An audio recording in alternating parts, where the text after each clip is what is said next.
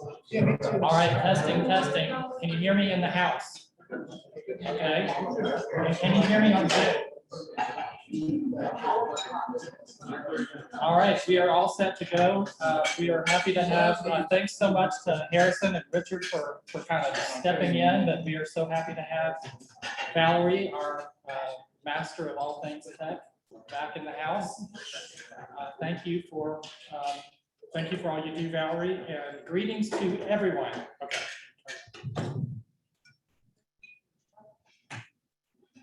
Greetings to everyone. Is that better? On was the key to welcome to the summer solstice meeting of the Rotary Club of Raleigh.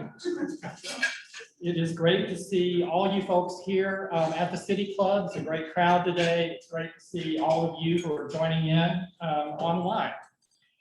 This was a busy weekend for a lot of us for celebrations and honors. Of course, on Saturday, there was the celebration of the life of Bill Simpson. We're going to have another tribute to him today from our own Robert McMillan. So that's certainly a great reason to be joining us today. We also celebrated Father's Day on Sunday, so happy Father's Day to all the fathers out there. And this was also the weekend that we celebrated Juneteenth, our newest national holiday. Since that's a new holiday on a national level, here's a quick history. The Emancipation Proclamation, which was intended to free all enslaved people in the Confederate States, was signed in January of 1863. And the Civil War ended in April of 1865. However, slavery continued in some states after each of these events took place, particularly where there was no widespread fighting or where Union troops lacked a significant presence.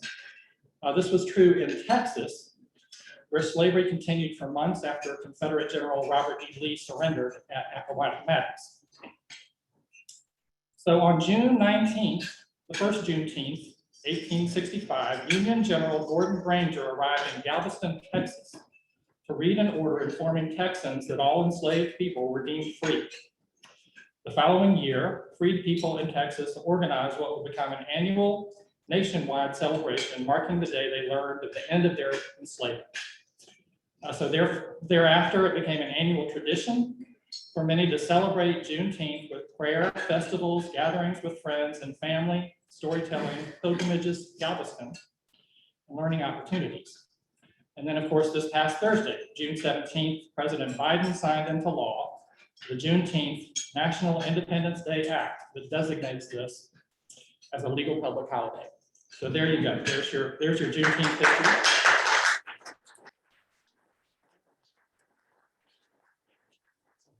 So folks, we have a great program today. Richard Watkins is going to be the host. Gina is going to be our storyteller. He's going to tell us all about cybersecurity, and we're going to hear a lot about the ransomware attack that had us all hoarding gas a few weeks ago, and some other things.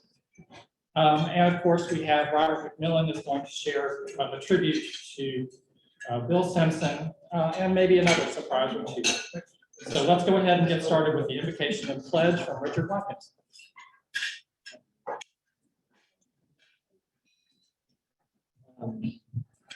First, I'd like to start this invocation the same way that I have been starting every invocation since we've been back in person since the beginning of this pandemic, and that is to thank the hands that made our meal today and the people who have served us today. May they be blessed, and thank you from the bottom of my heart. But I would also pray that I may be greater than my means, that I may be able to be known for greatness through service beyond my means, capacity. And I say that because one thought came into my mind, a story that came into my mind as President Eric Stevens discussed the history of Juneteenth. See, this past weekend, Saturday, Juneteenth, I was at a Juneteenth celebration. I had a tent there, my organization had a tent there, and the volunteers of my organization were there passing out information. But I spent time all day going to one tent, one table after another, introducing myself to the other vendors that were there. It was at that moment where I came across one tent and one vendor. And I started to introduce myself to the individual that was there. And I started to talk to her about what Juneteenth meant to her. I started to talk to her about the issues that meant the most to her. And she began to sob.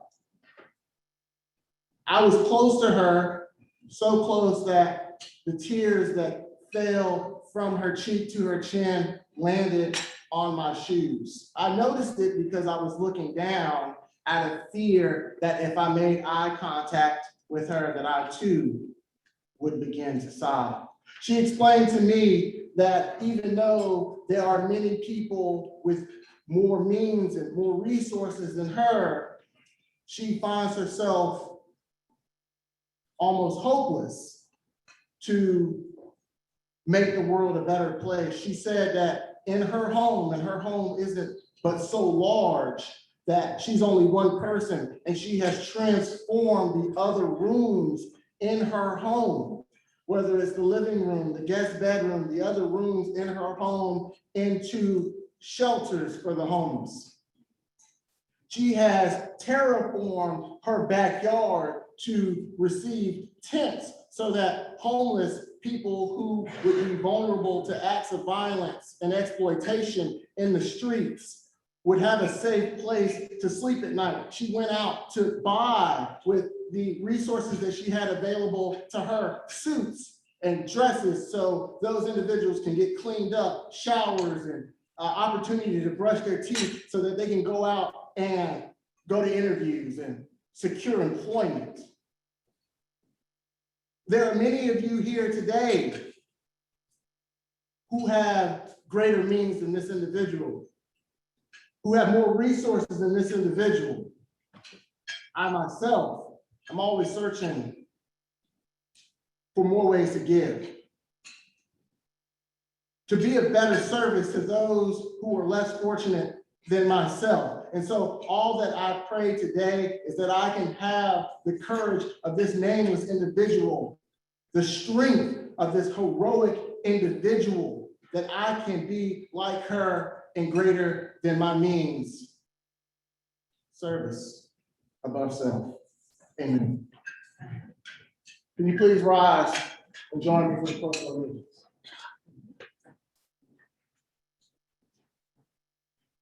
I pledge allegiance to the flag of the United States of America and to the republic for which it stands, one nation, under God, indivisible, with liberty and justice for all. Oh, beautiful for spacious sky, forever waves of grain, for purple mountains' majesty, above the fruited plain. America, America, God shed his grace on thee, and crown thy good with brotherhood, from sea to shining sea. Thank you all very much.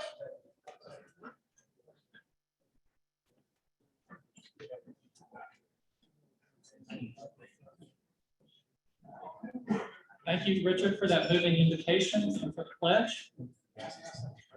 At this point, I know we have some guests in the house, so let's start. I believe Lee Hammond, I know, has a guest. If you'd like to introduce your guest, Lee.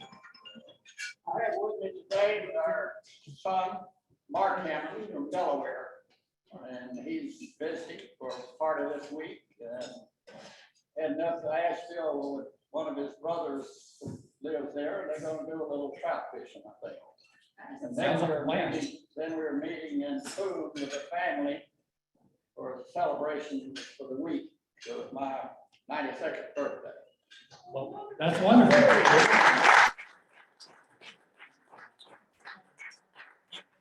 Somehow I misplaced my invitation, but I'm gonna look at. All right, and I see that I believe Corey Hughes has a guest or two. Hello, everybody. I'd like to introduce my friend Will Moore. Will, for the last 2 years, worked as the AE and SDR at Service Trade in Durham, North Carolina.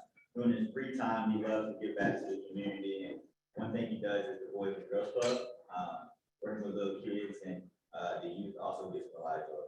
Thank you.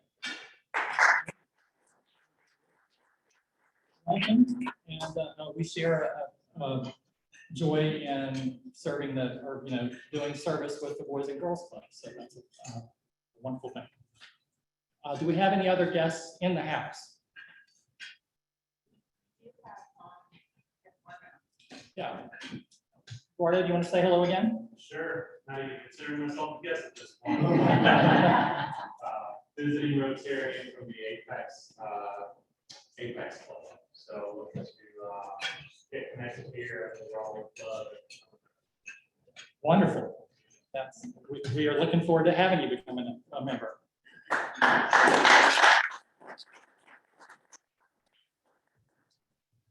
And are there any guests online?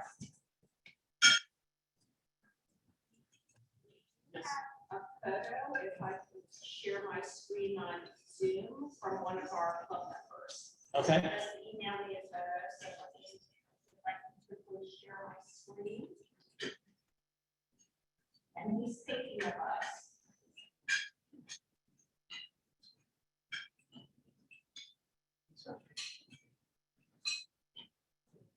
You all see this yet? No, No. it says it started sharing, but it's not. There we are. There we are. You see it? Hang. It'll take me a second to swap it over. Yeah. Oh, my goodness. Yeah, Bill Sigmund is with our district governor. They fly fishing. That's a fish tail right there. I'm impressed he's strong enough to hold that thing up. That's great. But you know, the smaller they are, you get it towards the camera. Yeah, I want to see the blooper reel where he falls over. All right, that's exciting. A couple of announcements. Well, first of all, I do want to remind everyone to place their dollar bills in the cart bucket for Alzheimer's research. We have a lot going on today, so we're going to skip happy dollars for another day. Oh, no, Harrison has a happy dollar. Okay, instead we're going to do happy dollars. Glad she's back. Excellent. All right, and another happy I'd dollar. like to give happy dolls for Harrison's socks. Stand up in it. Oh, wow. That is pretty nice.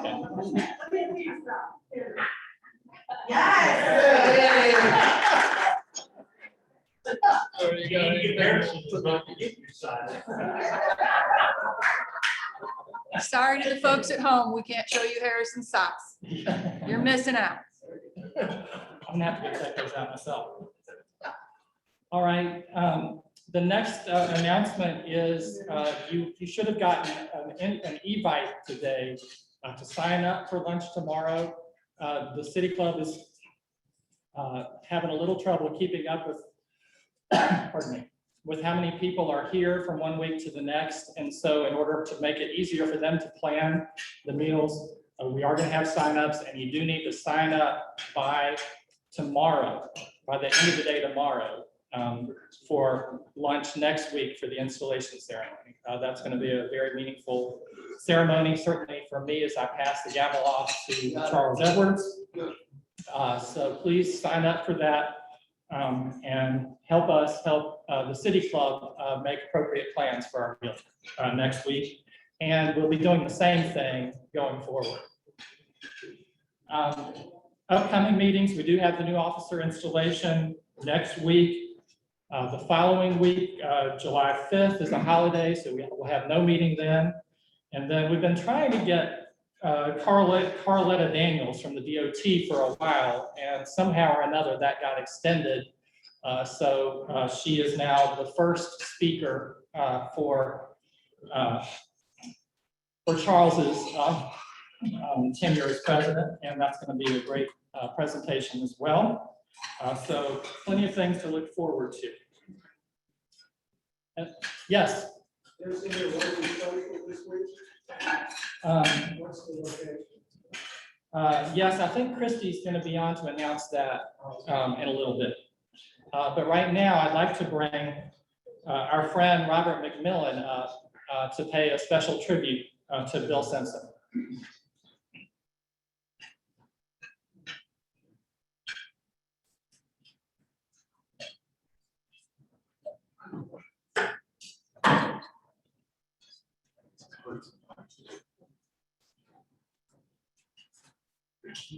Hand you the microphone, or you can stand up and hand it to you, or you stand up. Well, those of you who know me and who knew Bill, realize how moved I am today and how much I appreciate the opportunity to pay some tribute to Bill.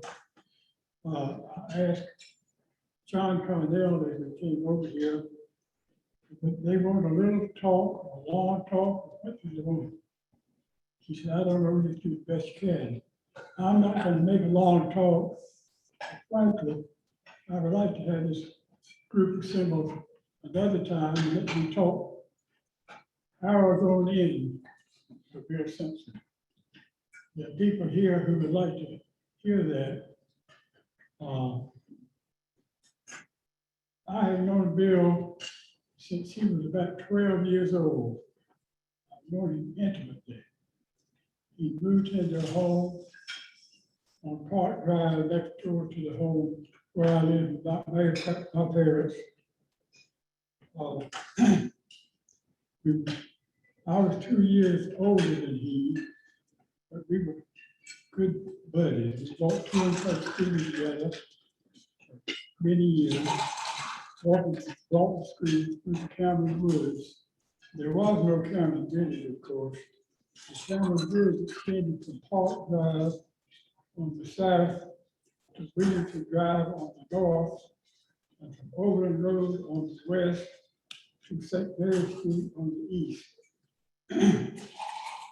All the woodland where the boys and girls from Overland could play, the boys and girls from Cameron Park could play, the boys and girls from the Lewis School area could play, the boys and girls from the Methodist home could play.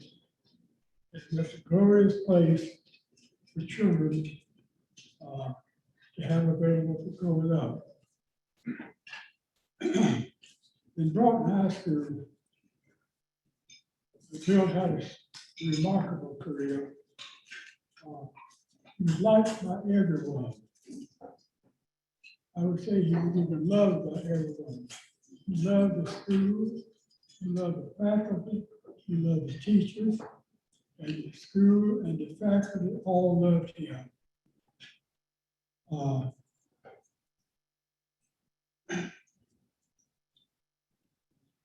During the past week, I've given serious thought, think of something bad that I could say about Bill.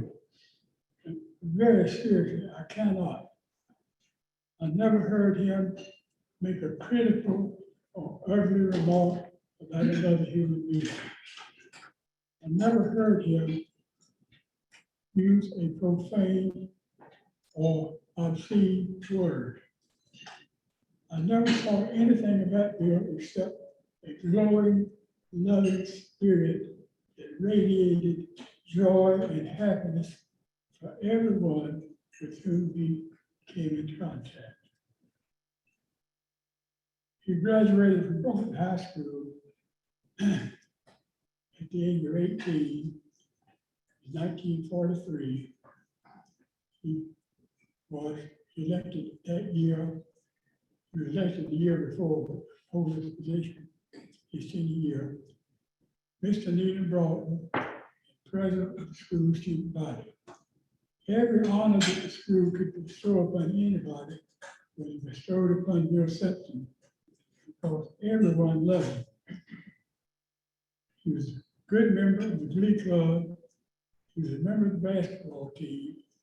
And this is sort of a unique aspect of that most people don't remember. Raleigh High School in those days was a combination of Broughton and Hugh Morrison. And when you talk about the Broughton team, football, basketball, and baseball, it was a combination of the two schools. So the best players from the two schools represented on one team. Billy was on the team that Broughton, at the tag end of Bones McKinney's career in Durham. Bones McKinney and Bob Gant and the Loftus boys at Durham had 4 years of unbeaten basketball as long as Bones McKinney was there. Billy had the misfortune of playing on one of the Broughton teams that had to compete with Durham. They never beat Durham, but Bill was a great basketball player. When he left high school, he was immediately taken into the Army, and his Army record was astounding. He was a true hero. His story reads, to a large extent, like that of Sergeant York in World War I. But he never talked about it, he never bragged about it, he never boasted about it. He said that the two high sparks of his career in the Army was the privilege of seeing Helen Keller as she was touring a hospital for his patient. He said that was the most touching experience of his entire life, to see this wonderful, wonderful woman who had overcome so many difficulties and was walking through the board, cheering the soldiers. The other high spot was he saw Irving Berlin at the USO show. And one of the students, or one of the soldiers called, Mr. Berlin, sing your favorite song. We all want you to sing Over There. Irving Berlin said, I didn't write Over There. George and Cohan wrote Over There. But I did write some other songs. He did write Easter Parade, White Christmas, and God Bless America. Well, the last time Bill was at a meeting here was in August of last year, of 2019. He and I were on the program. We sang the whole program. When Billy and I were singing songs of World War I and World War II. That night, Billy almost died when he was almost drowned by his own blood. The bleeding was stopped, but he remained an invalid from that night on until his death last week. I saw him often. I talked to him often by phone. He never complained. He never had a good attitude. He was always upbeat. When I would call him on the phone, I would say, hello, Billy. He would say, cheer Raleigh High School, Raleigh must win. Fight to the finish, never give in. You do your best, boy, we'll do the rest, boys. Fight on to victory, ho, ho.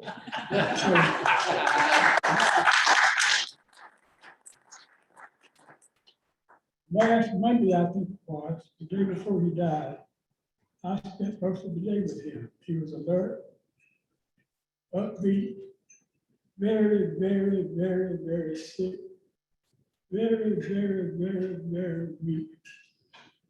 His mind was as bright as ever.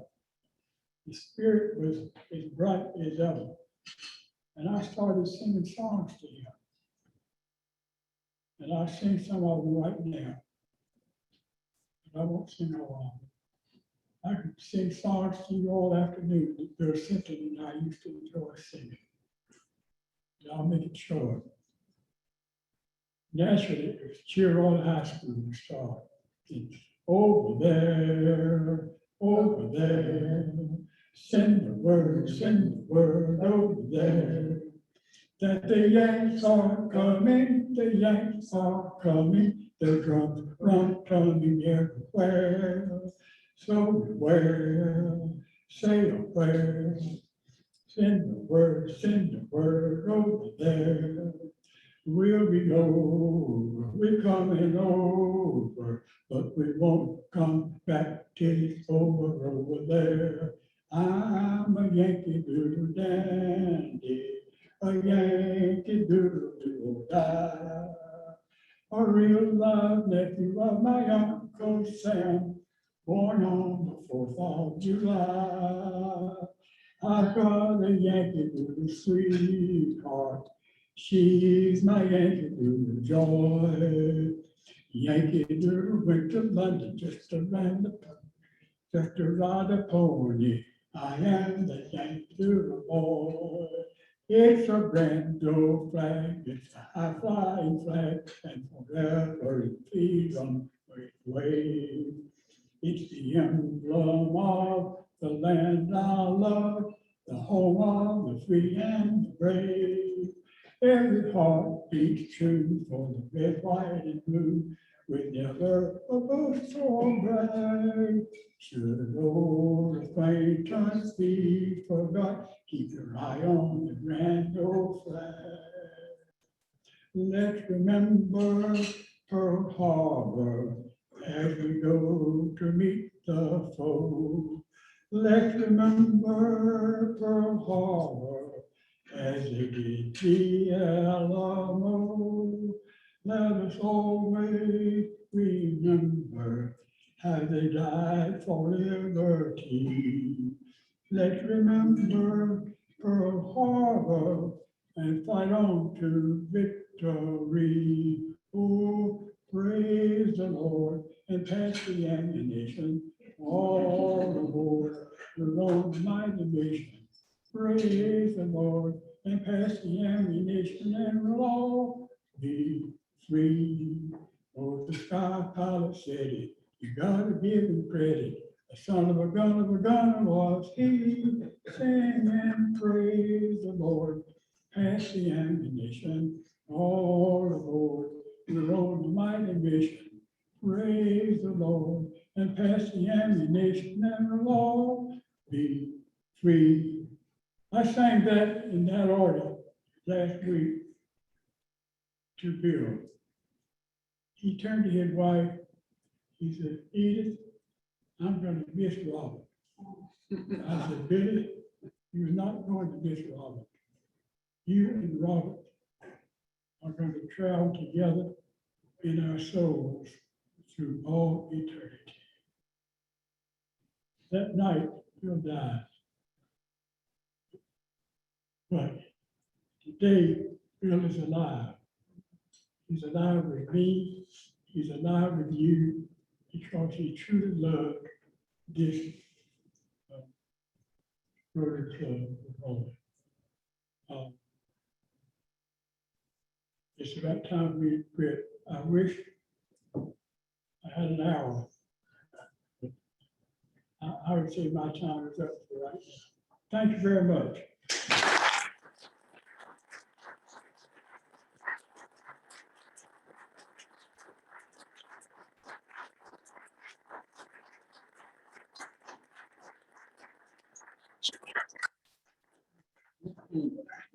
Wow.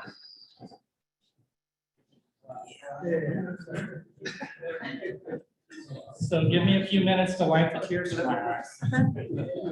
I'm gonna be electrocuted here.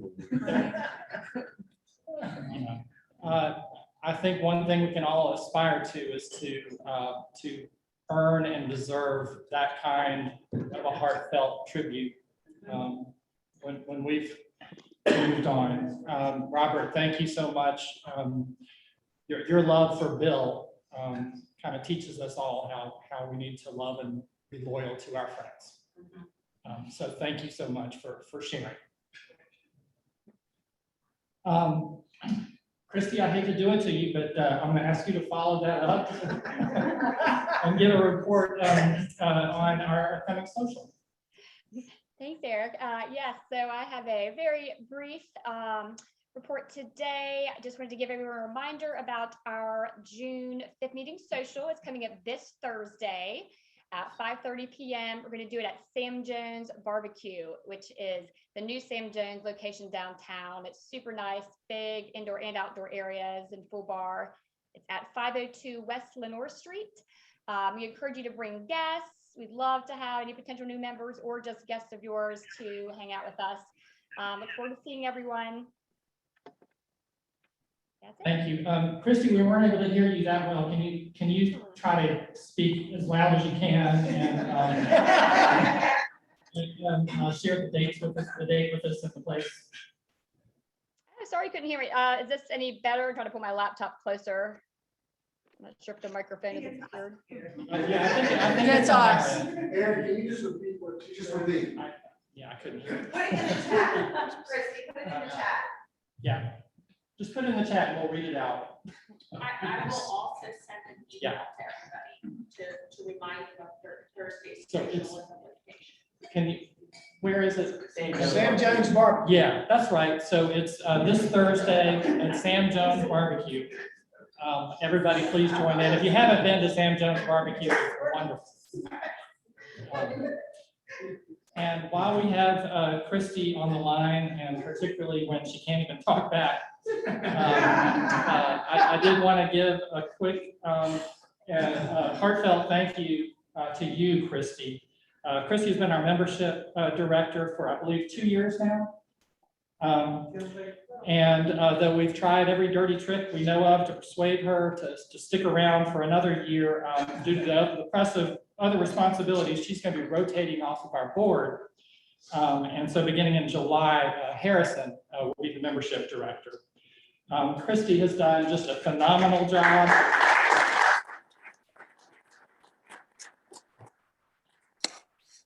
She has a way of being very diligent and persistent in pursuing new members in a way that's real nice as well. You know, she's done a great job of cultivating our membership, particularly through this pandemic when it's been very common for Rotary clubs to lose members. And we have really done well. Thanks in large part to all of her good work. She's also planned some wonderful socials. We've got a great one on Thursday to sort of finish it all off. Christy's not going to be here next week for our installation ceremony, so let's all just take this moment to give her a quick hand. Thanks, guys. Not sure if you can hear me, but. All right, a couple of additional announcements, and then I think Gina's going to have some announcements as well. But happy birthday to Mike Toddy on June 22nd. I think we don't have any upcoming anniversaries, but I did hear something about being born on the 4th of July in a song that I heard just recently somewhere. So just a little bit early since I did hear that. Happy upcoming birthday, Lee Hammond, who was born on the 4th of July. All right.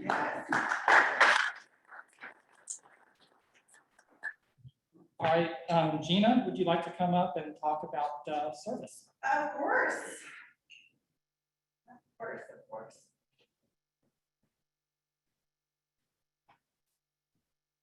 Well, it feels great to be back at the City Club. I actually had to put on pants today, though.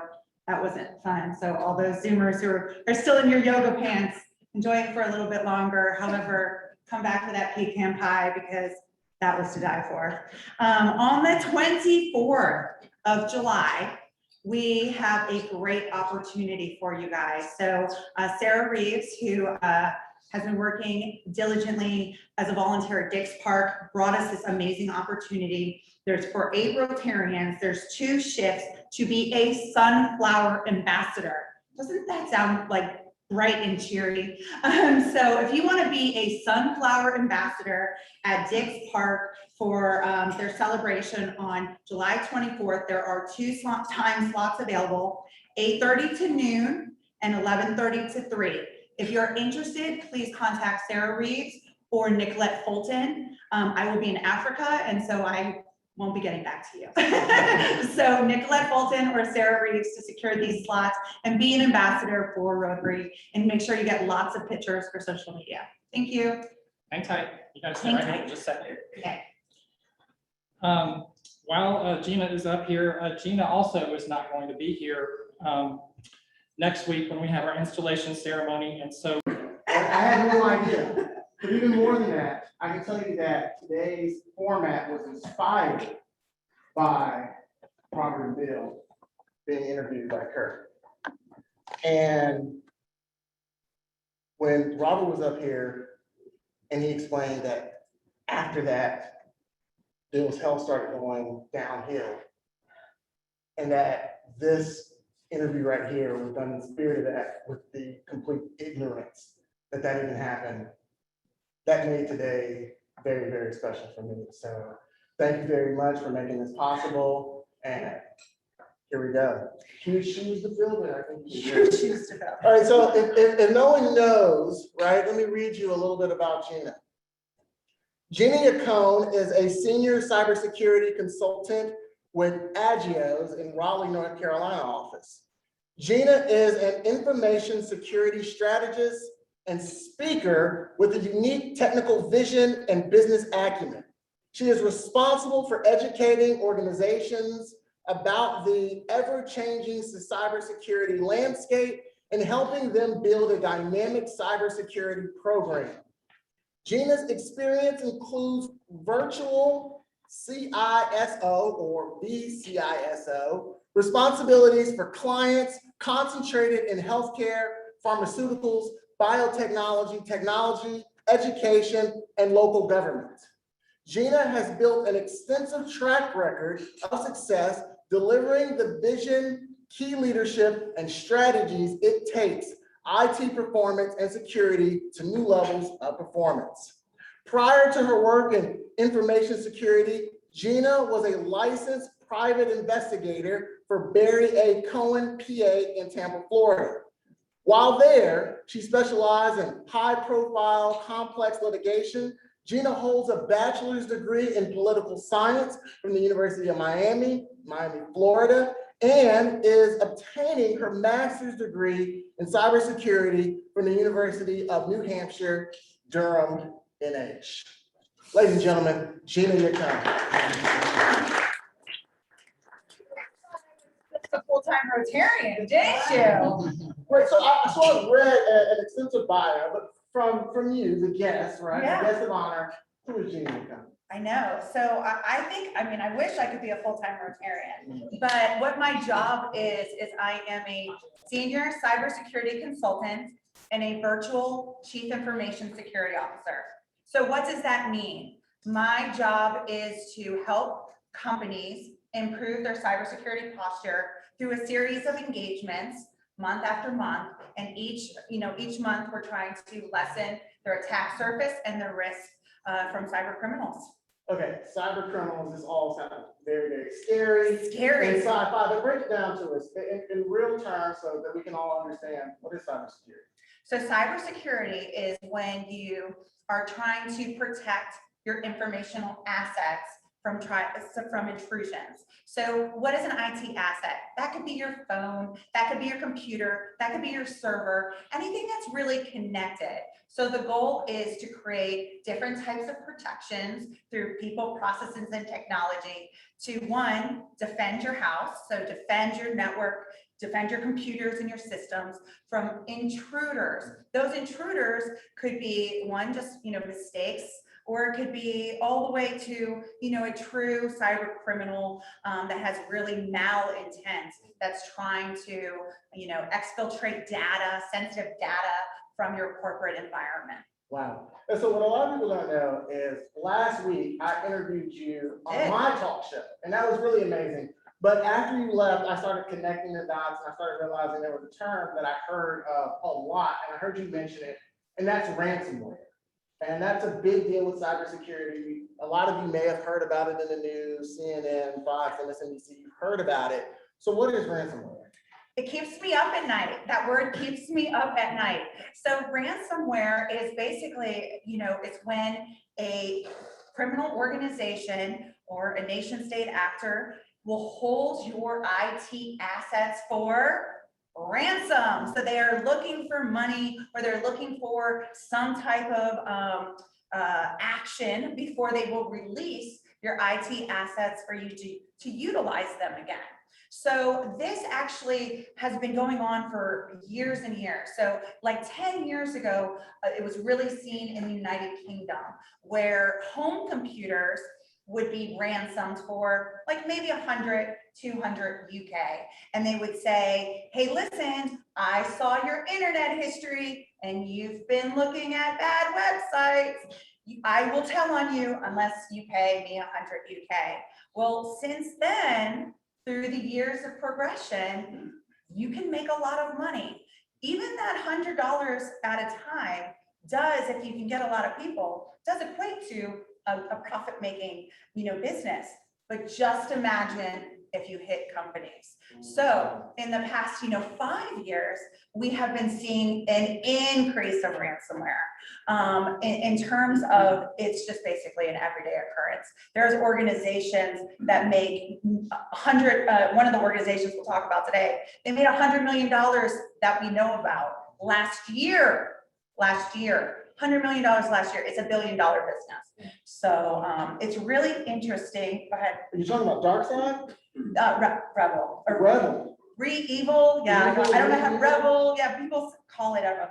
$100 million they made. I'm gonna have to get at the person that created this list of questions for me. But it says on here, dark side. Dark is the first one we're Side. going to talk about. Yeah. So who is dark side? And then if you can go into evil, are these like criminal organizations? Yes. They sound like So phony. it's really interesting in terms of ransomware. Ransomware has become a business. So what does that mean? People have a job. That means there are people that are employed. A lot of times they go into a 9-to-5 job where they sit there and their job is to ransom companies. They have a customer service desk. They have an IT help desk. You can call their customer service line, and they have created a true business enterprise. A lot of ransomware organized crime rings are found in either North Korea, Iran, but the majority are in Eastern European countries, with the primary being in Russia. Why Russia? So one of the reasons why Russia is really known to have a lot of ransomware syndicates, let's call them, is because Putin has, in a way, allowed kind of a safe haven for them. So he does not, as long as you don't attack kind of the motherland doesn't really come after you. So as such, and there also is, they sometimes work together on other nation state things. But there's a lot of ransomware groups that come out of Russia, and one of them attacked the oil pipeline. So that was called Dark Side. Oh, the attack was called Dark Side. The criminal actor group who attacked the oil pipeline, their name is called Dark Side, Right, so the organization. How do they do that? So the way that ransomware comes in, it could be through either an unpatched system. So, on your phone or on your computer, sometimes you'll see those updates to say, you have a software update, or maybe something on the news where you'll hear that there are vulnerabilities in Apple or Microsoft or things like that. That means that there is a vulnerability in your computer, and those vulnerabilities can be exploited. So some ways that ransomware attackers get in is through exploiting those vulnerabilities and getting into the servers. The other way, and the much easier way, is the end user. It's clicking on a link. It is a phishing email, not like the phishing stories, that David Hayden is on this weekend, but it's called phishing, phishing. And what happens is it's an email that is disguised to it's disguised for you to click on the link. It's enticing you. It either has words that say, you know, your credit card has been fraudulently taken. Click here to find out what those charges are, or the FBI has this investigation on you. There's some type of pain point that's enticing you to click. And a lot of this information, they get from the internet. So your LinkedIn account provides a lot of information. You can find on my LinkedIn account, I went to University of Miami. I'm a big Miami football fan. So if I'm a soft target, if somebody wanted to email me saying, did you see that game the other day? Check out this clip or this clip of this segment. And if I was like potentially angry about that game, or I was interested in what they were saying, maybe I'd click on that link. Well, if I click on that link, things happen. Sometimes something benign, maybe nothing will happen. Other times it could be a malware or it could be a ransomware. And what does a ransomware do? It absolutely locks your computer and you get a pop-up screen that says you're being held for ransom. So I know it's scary, right? It's very scary. Yeah, I'm just thinking, like, I don't know how many people in this audience, you don't have to tell me, have clicked on a link on an email because something was interesting, or on your phone right now, you haven't updated. Everybody has. I have, for sure. Yeah. We all have. We all have. And that's we're all targets. We're all soft targets, especially because everything is so quick and fast, and we're moving too fast to slow down to pay attention to warning signs, to things that we should be alerting ourselves to. What's really interesting though about, you know, phishing emails is that they're becoming very sophisticated. We have to be aware, but in addition to that, you know, we should train ourselves and train our employees to look out for phishing attacks.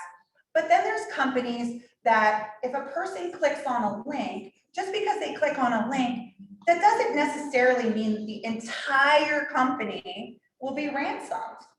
It depends on then other technical controls that are in place. So for example, maybe they don't have proper segmentation. So meaning like the department, you know, the IT department isn't segmented from the finance department that isn't segmented. So these departments can't like talk to each other.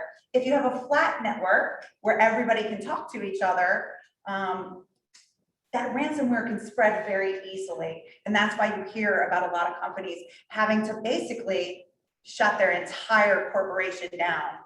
Well, that leads me right into my next question, because Colonial Pipeline, they paid the ransom. They definitely did. And it, like, so the first question is, they paid like 2.3 billion in Bitcoin, million in billion. Bitcoin. Oh wait, it tells me right here, read my notes, million in Bitcoin. Perfect. So my question is, why did they pay that? Why did they pay that via Bitcoin instead of like US dollars? And is this commonplace? Does this happen all the time and we just don't know about it? So one, it's totally legal to pay ransom, okay? So there's nothing out there that the government is saying like, don't pay a ransom.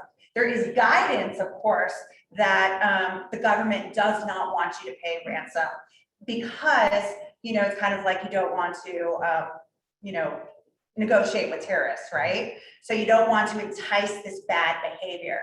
But I know there's a lot of lawyers in the room, right? And so I'm going to give you a great example. The city of Baltimore, I think it was in like 2017, they got ransomed, and it was a ransom for $75,000, and they didn't pay. They did not pay, and they were like, we're not going to pay. Their systems were down for months, and the entire impact was $18 million to redo all of their systems, to put all of their computers back in place, for all of their downtime, to rebuild everything back.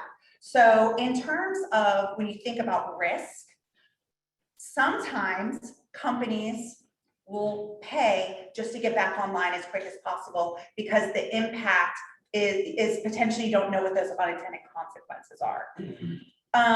In terms of this dark side, it was actually, it's very interesting. So they did pay, Colonial Pipeline did get the FBI involved right away. The FBI was able to retrieve some of that money. The reason why they use Bitcoin is because it is a way to it's kind of like a secret wallet, which is, they try to say it's untraceable, but sometimes you can trace it. And in this case, the FBI was able to get a search and seizure and was able to get some of the money back from a Bitcoin wallet that they knew was used in a ransomware with this organization. With that said, which is really interesting, this is one of my fun facts about this actual pipeline, is that DarkSide didn't realize the impact that they were going to create. They actually have a website, they have this, customer service, and they apologized. And they were like, wow, we didn't realize this. Sorry, guys. Well, DarkSide got taken down. So servers got taken down, DarkSide got taken down by the government. With that said, it's a pop-a-mole. Wow. They'll probably just rebrand themselves. So you mentioned FBI, and in light of the service and sacrifices that many of the members of this club have made to national security and the United States military, what does all this mean for United States security? Yeah, so that's what's really intellectually stimulating. So when you think about our infrastructure, there's 85% of our US infrastructure is in the hands of private sector. So what does that mean? That means that the government is relying on organizations to invest in their own cybersecurity protections and resources. So when you think about people, processes, and technology, the government isn't there potentially with grants giving, Colonial Pipeline all of this money to protect itself, right? So there's infrastructure that's out there, but there's no prescriptive and or punitive types of controls that if certain companies, especially in the critical infrastructure area, if they don't abide by, it's probably a little fine. Oh, wow. Oh, my goodness.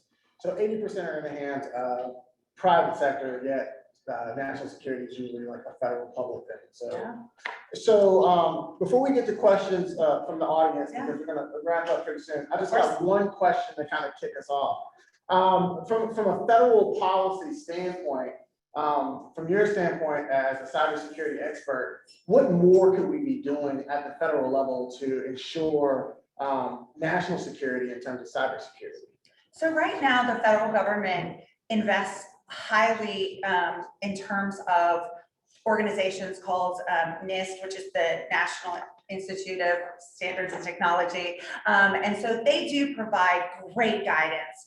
I mean, they are in terms of how to do a risk assessment, what controls that you need. There's also great types of organizations that the government does invest in to create some type of standards. I do think that there is some room for improvement on what is the minimum necessary that certain verticals need to have. Currently, when you look at our laws, most of our laws in terms of cybersecurity revolve around privacy. So when you're looking at privacy, it's pertaining to, I just lost, my social security number through this breach, or my, something like that. So it's a privacy issue, and it's not necessarily like a cybersecurity baseline issue. They kind of go hand in hand. In my world, they are a little bit different. So, but I think that the government can, one, provide true guidance in terms of what the minimum necessary is, as well as we need to find out if there should be punitive actions if organizations don't follow that minimum necessary, especially with our critical infrastructure. Here, and the flip side to that is maybe reward systems, either safe harbors or grants or things like that. When you think in November of 2020, so not that many months ago, 11 or 12, it was either 11 or 12 hospitals in the United States were ransomed. So you can see there is attacks everywhere. No organization is kind of left to, no organization is safe, I guess. Well, so let me get this straight. So master student cybersecurity expert, now Rotarian of the Year, Rotary hero, ladies and gentlemen, Gina Yacone. And I know we have time for one or two questions for Gina Yacone. Yes. What as an individual would you recommend somebody do, banks online, buy stuff online? The youngest of our population, people younger than 12, get vaccinated. And there's a discussion about when they will be vaccinated. Well, our president didn't. And always go to your trusted source. So instead, if you get an email that comes in with links, don't click on those links. Instead, go to the banking website that you know to go to, or call the back, like the phone number that's on the back of your card. Like, don't trust links that come over via email. If you think that somebody has sent you something, but you weren't expecting it, just pick up the phone like the old times, right? See if somebody meant to send you that. I think it's really important to get your news from trusted sources, go to trusted websites. I think it's really important just to make sure you're practicing good cybersecurity hygiene by thinking about your passwords.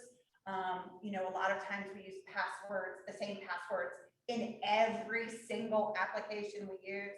Maybe that's not the best idea, especially if it's all of our banks.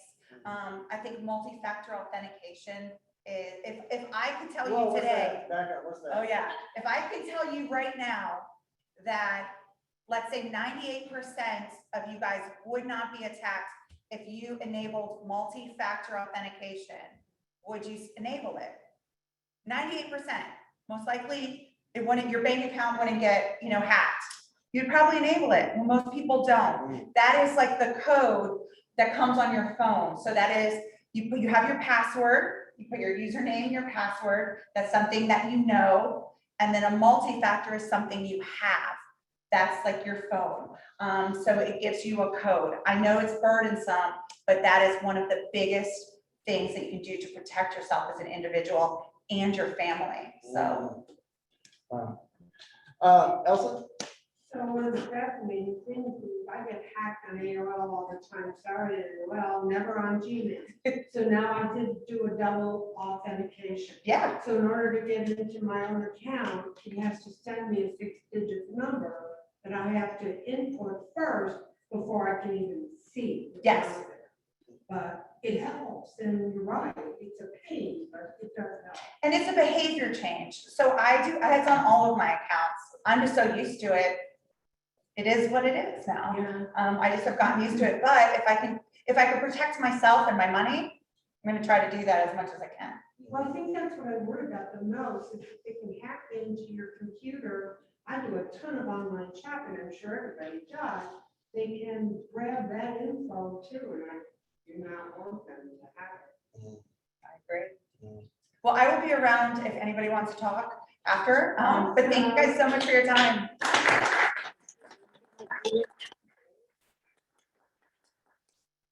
Gina? My plaque. Yeah, and of course you get the. Oh! You're like the So, there you go. I have got all of the awards. Gina Yacone, thank you for that excellent information and a wonderful presentation. Thanks to all of you for being here today. We will now close with the four-way test. Of the things we think, say, and do, first, is it true? Second, is it fair to all concerned? Third, will it build goodwill and friendships? Fourth, will it be beneficial to all concerned? Return. Thank you. Oh, sorry.